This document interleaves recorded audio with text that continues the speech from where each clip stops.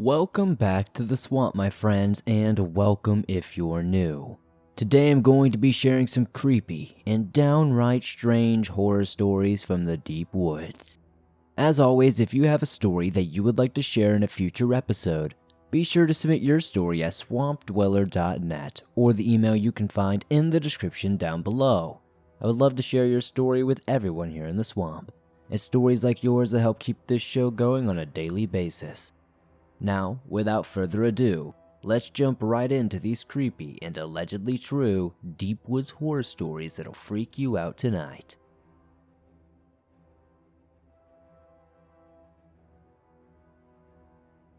Don't Go Camping in Unmarked Forest by Ryker.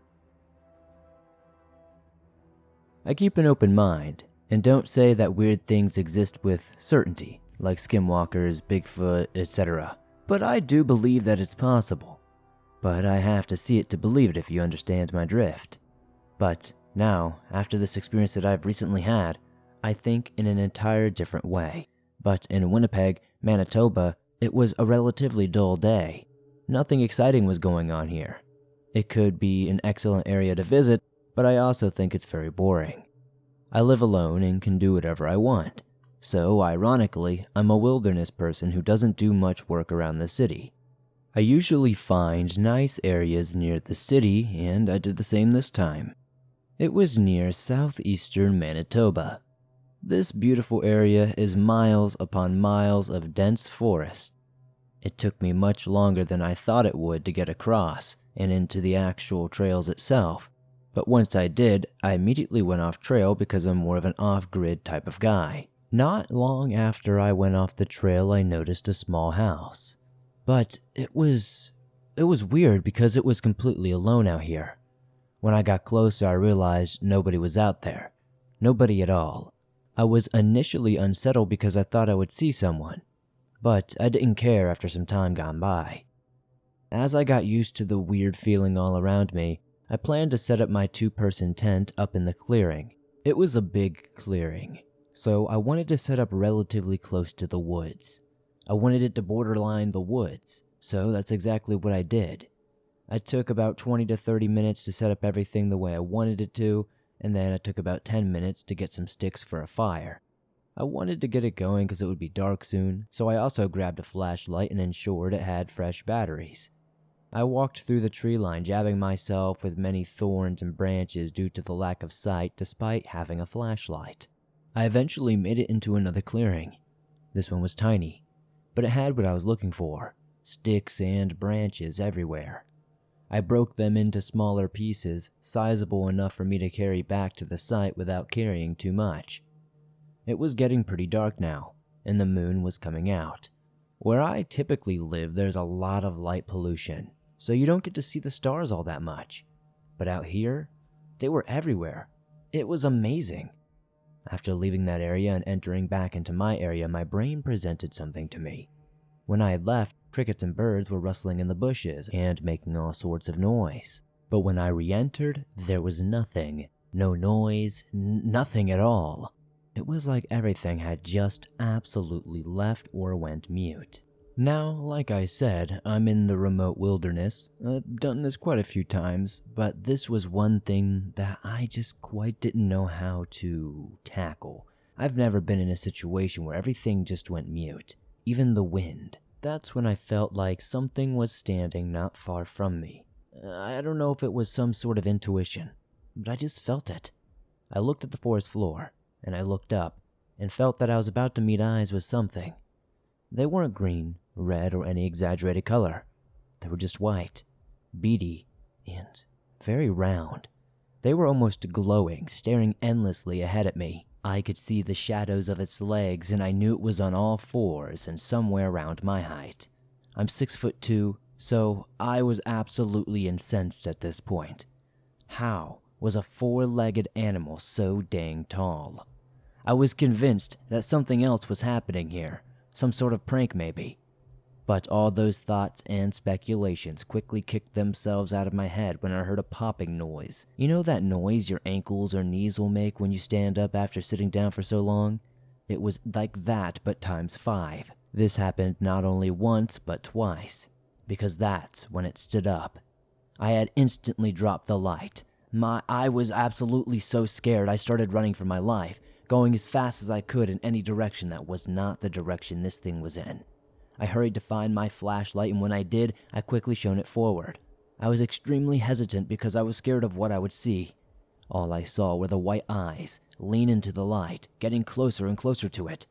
The first physical feature of the creature was unleashed, a giant wolf head that made itself clear for at least 2 seconds as I once again dropped the light out of scaredness and bolted across the field, past my tent and everything else, and jumped into my car.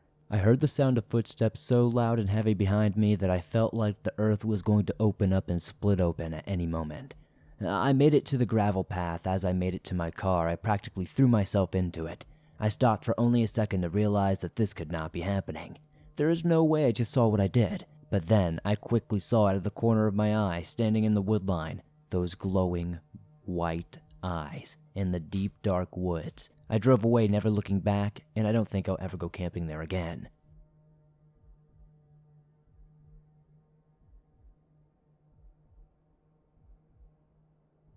My Truly Haunting Camping Experience by Mark M.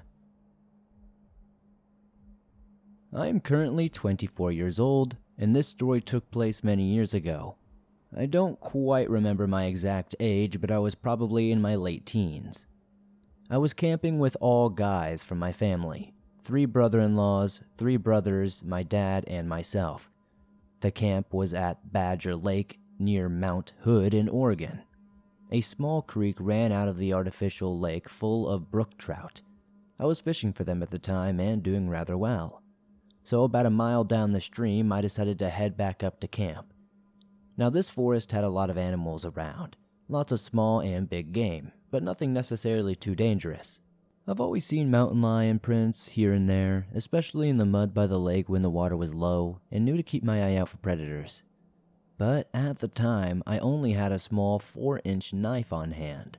So as I walked up the creek, near the camp, not too far away from the lake, I came to a fork in the trail.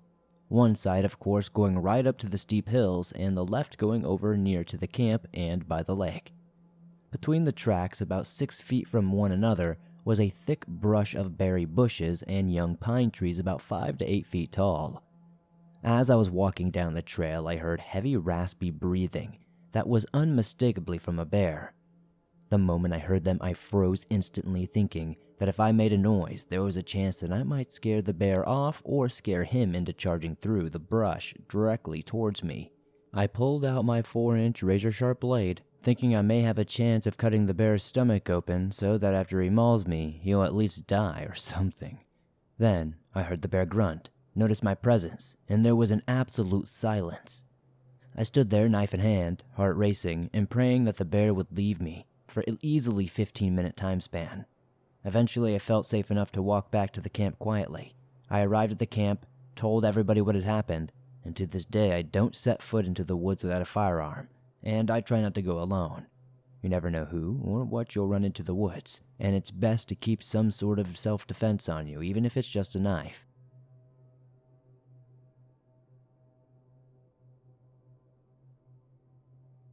Chilling Skinwalker Encounter by M. The image of this night is forever burned vividly in my memory. I was a 17-year-old girl living in a populated suburb near some woods. My friends and I loved to hang out and decided to have a sleepover in my front yard in a big tent. There were 8 of us in total, and as we were loading all of our blankets, pillows, snacks, and all that good stuff into the tent, my one friend, whom we will call Pat, starts screaming, "Skinwalker!" Pat is very well versed in the knowledge of cryptids. She also knew much about skinwalkers as her grandma was full Navajo. She only tried to scare us a few times, and that's what I was assuming she was doing at this time, so all of us blew it off. But my friend Dre did not take it kindly. She was very spiritual and distraught. Now, fast forward to around 3 a.m. Let me set the scene for you. This tent had a mesh-like roof so you could see out of it. The only light, save from our phones, was the moon. Let me remind you that we live near a part of the Appalachian Mountain Range in Pennsylvania, and we are in a small suburban population of less than 1,000. At 3 a.m., we heard a strange noise come from down the street, and what sounded like clicking noises.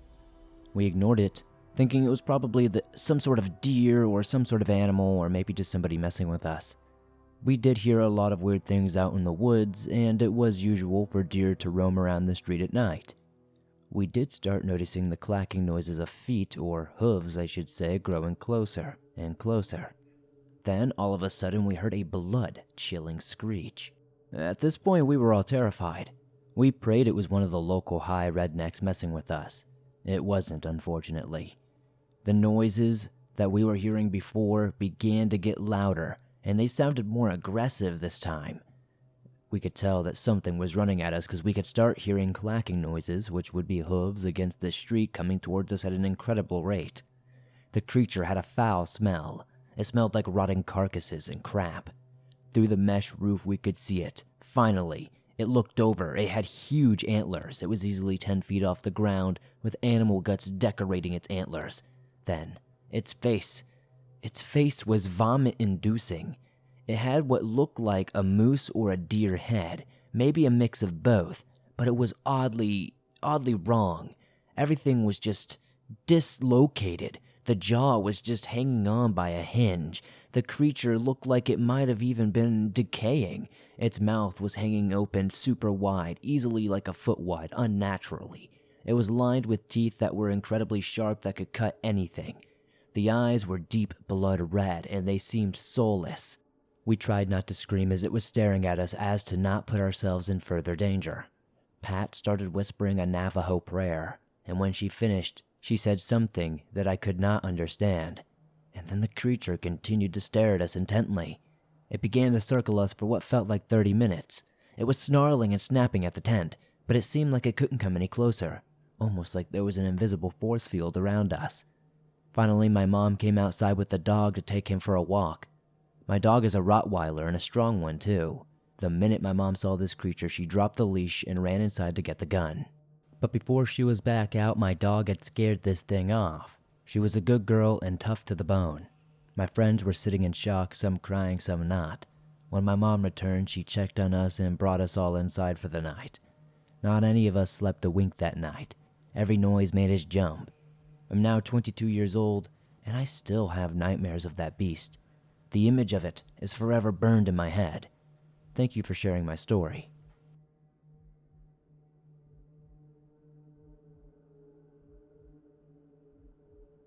The Creature in Upstate New York by Anonymous. I'm a 16-year-old girl. This story happened around November of last year at my grandparents' house in upstate New York. Behind their house is farmland, and behind that are many acres of thick woods. There are several trails that have been created through these woods for walking or four-wheeling purposes. I've been going on these trails all my life, and have never truly felt that there is anything to be afraid of in there. I often listen to horror stories about being in the wilderness and sometimes wonder if I will encounter something scary, but I never thought I would. On the day this story takes place, we were at my grandparents' house to celebrate my aunt's birthday. Anytime we are there, me and my cousins always go into the woods to hang out and talk. This time I only went into the woods with one of my cousins, Grace. As we breached the tree line, everything felt normal. However, when we were probably half a mile into the trail, something felt off. My instincts were telling me something was wrong. It felt different than the usual paranoia I mentioned earlier. It felt like I had a real reason to be afraid. I did not mention anything to Grace. I didn't want her to think that I was paranoid or anything like that. As we kept walking, the feeling just did not end. Further into our walk, I swear I heard movement within the trees. I start to feel like we are being watched, and alarm bells start going off in my head. I was about to tell Grace that I think we should turn back, but her attention was focused on the side of the trail and the trees. She stopped walking and said, "What is that?" while pointing into the trees. I tried to see what she was seeing, but I told her I could not see anything. Grace is taller than me, so perhaps she had a better vantage point than I did. She said, "There's a deer over there." She slowly creeps into the trees, trying to stay quiet. I told her I think we should go because I was still a little freaked out. She replied, telling me to stop talking so I would not scare away the deer. I could barely see her as she made her way close to the supposed deer that I could not see. I was looking around me because Grace's absence made me even more nervous. My heart sinks several seconds later as I hear a blood-curdling scream come from Grace, and then the growing sound of crushing branches as she runs back towards the trail. She comes into view, and I can finally see the thing she saw, and it is no deer. It was an extremely pale humanoid creature, but had a deer head, and it was pursuing her. I was frozen in place until Grace turned to the trail. She screamed for me to run, breaking my paralysis. I did not dare look behind me as we ran away from this creature, but I could still hear that it was chasing us. We managed to break through the trees into the field without it catching us. After that, I could no longer hear it until we reached the house. I believe what Grace and I encountered that day was a Wendigo. It fits the physical description, but I also heard a video from Swamp Dweller recently about deer people, and I think it might even be that. We were in the Great Lakes region though, which is why I do think it might be a Wendigo. I know that it could have caught us and killed us if it wanted to, but I still wonder why it did not. Grace and I have tried to tell our other cousins about it, but none of them really believe us. I hope they never have to experience what we did. One thing is for sure, I will never return to those woods.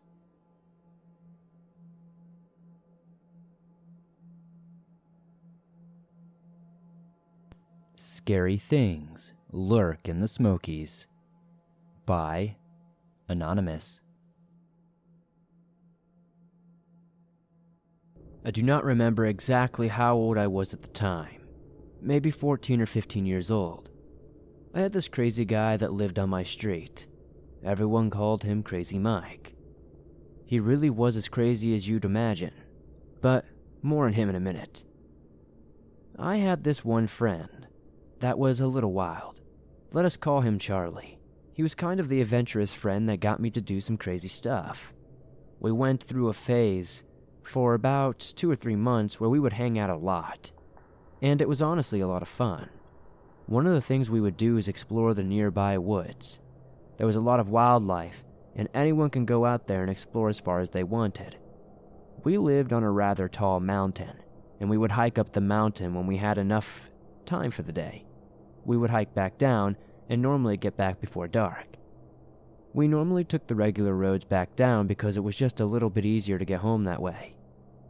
My friend lived up a few roads from mine, so I would walk to his house with him and then go home by myself.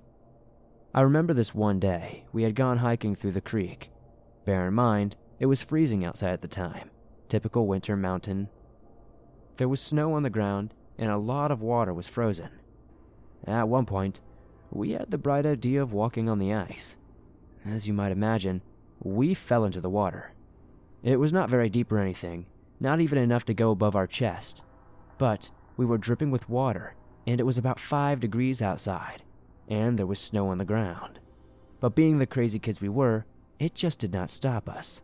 We continued hiking even after we got soaking wet. I do not know if we had just high tolerance to the cold or if it was adrenaline. We were all good though. We continued for a couple of hours that day, but after a certain point, I finally talked him into heading home for the day. He agreed, and we went out and got on the road. We made our way back down like usual, but this is the point when I started freezing. I was too cold, and I knew my body was not going to make it back down. I knew that I was in danger, like getting near hypothermia or something. When we got to my friend's house, he was more than willing to let me come in and warm up for a few minutes. But just as we were getting to his house, my mom called me. She was angry with me because I had not answered my phone in probably more than an hour or so. I tried explaining the situation to her, but she just screamed at me repeatedly to come home. So I walked the rest of the way home, and that was that. This is where Crazy Mike comes in, because he lives one road above me, and it saves me about 10 minutes of walking, if I cut through a part of his property to get to my house. He had a big fence, but so did his neighbor. There was a small walkway kind of area between the two spots. I was obviously in a rush to get home and warm up. In fact, I was jogging most of the way. I had not heard anything from Crazy Mike by that point, so I figured it would be okay if I cut through his property this one time. I started going through, and that was when he came out of his house with an assault rifle. He pointed at me and started screaming at me like a maniac. Of course, I turned around and sprinted away. I ran all the way back home and told my mom. She honestly thought I was exaggerating and that I should not be cutting through people's property anyway. That was when I started asking people around the area about him.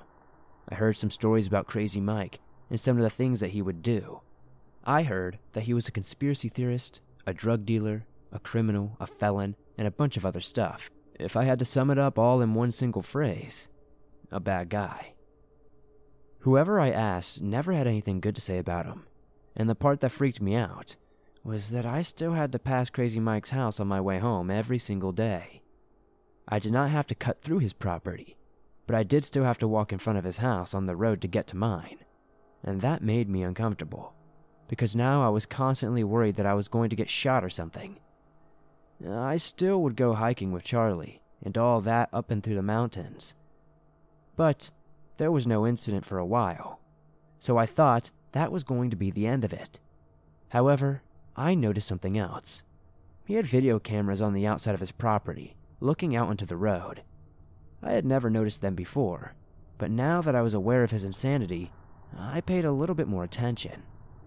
Whenever I walked by, the cameras would follow me. What freaks me out the most was that they were manually operated cameras. They were not the kind of cameras to just follow motion around. He was sitting there operating those cameras every single time I ever walked by, watching me. I'm not sure if he was recording all the footage or not, but he had made me uncomfortable either way. I remember there was one time when I was walking home from Charlie's house at night. It must have been around 10 or 11. It was rather late, and even then the cameras followed me as I walked by. I thought that was going to be it, that nothing was ever going to happen again between me and Crazy Mike. Well, I was dead wrong. It was still during the same winter season, and I was walking home during a blizzard. I know, that's just the kind of guy I was. My mom was going to order pizza that night, and I did not want to miss it. I passed by Crazy Mike's like I always did, and that was when something unexpected happened. He had a giant fence, and it had to have been 15 feet tall, and it was thick wood. Part of it was open, and a dog ran after me. I could not tell what kind of dog it was, but it was angry and barking at me loud. It ran after me, and I could tell that it was going to bite me as hard as it could. I got a seriously violent vibe from that dog. I was lucky that I was in really good shape and managed to sprint away. I did not slip or anything else either. That situation could have turned bad fast. Anyway, my family ended up moving a few weeks later for unrelated reasons.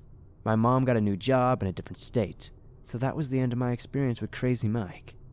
And even now, I wonder what his problem was. Was he really a drug dealer or a criminal? Why was he so paranoid about having some kid walk in front of his house or cutting through a piece of his property? I've asked my friends on Facebook a couple of times if they have heard anything about Crazy Mike, and apparently nothing has changed. So, make of that what you will. I guess the moral of the story is there are some crazy mountain people out there, so be safe. Sometimes, walking in front of their house is enough to set them off.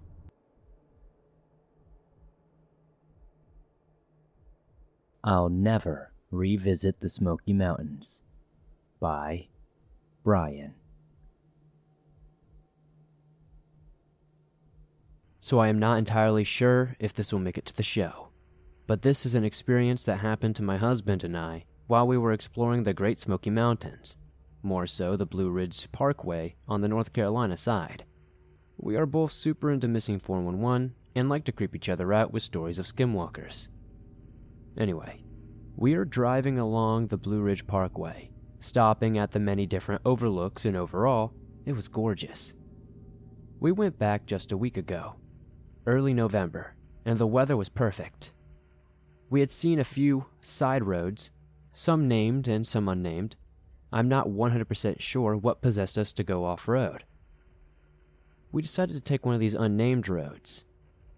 The road was gravelly, there was a bridge or tunnel that we had to go through.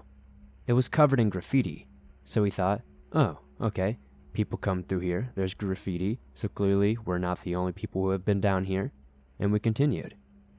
We came across these 3 open gates to 3 different roads, one to our left, one to our right, and one straight in the middle.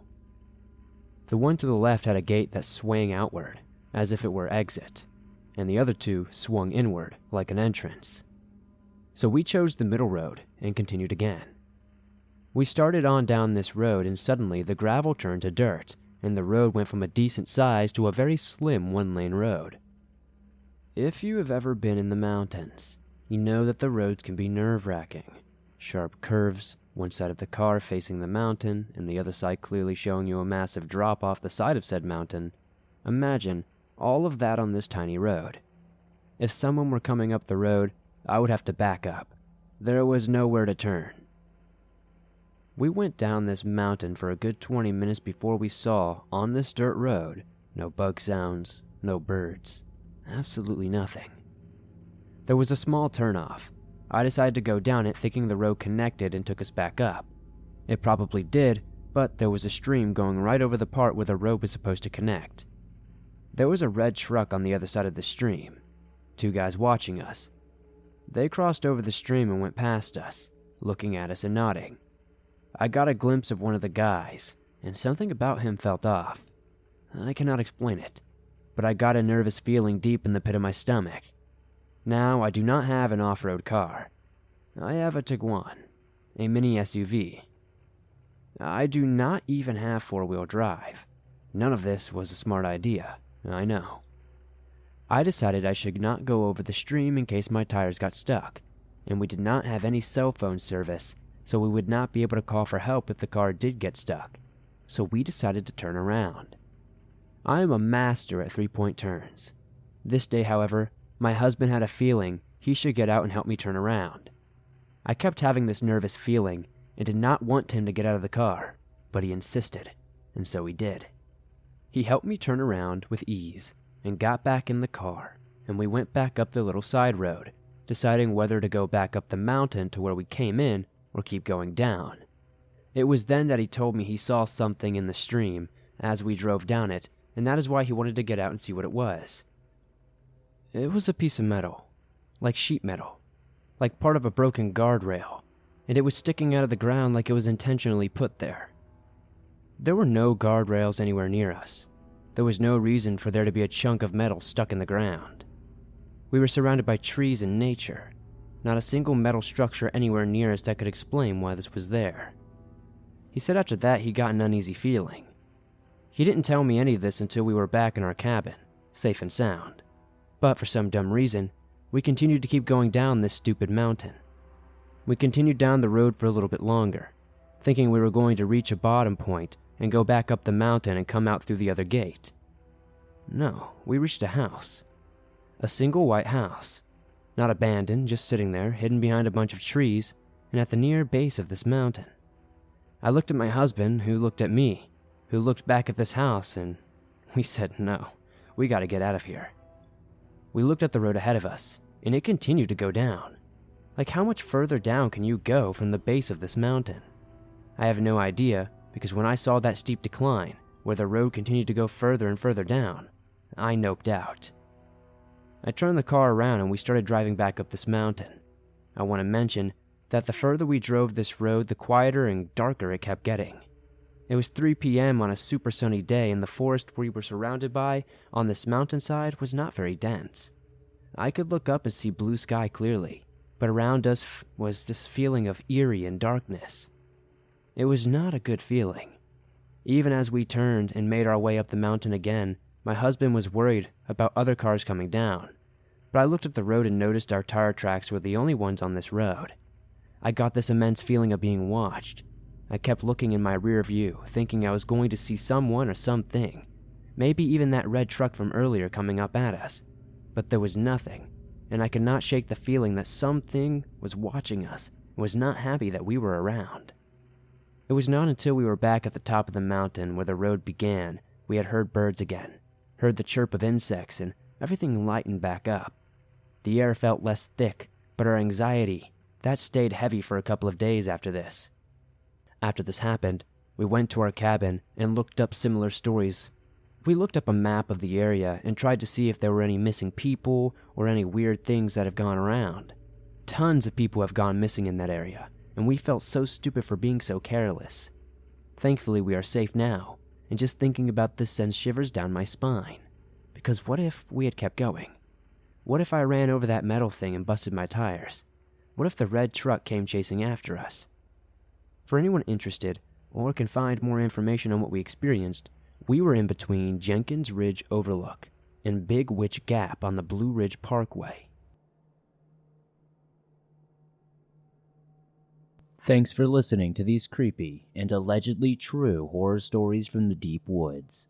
As always, if you have a story that you would like to share in a future episode, be sure to submit your story at swampdweller.net or the email you can find in the description down below. You can also submit them via Reddit at r/thedarkswamp.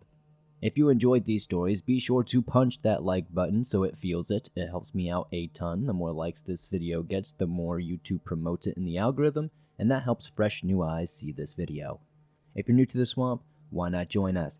Be sure to hit the subscribe button and turn on notifications to never miss a new episode, as I upload them nearly every single day, and all things natural and supernatural.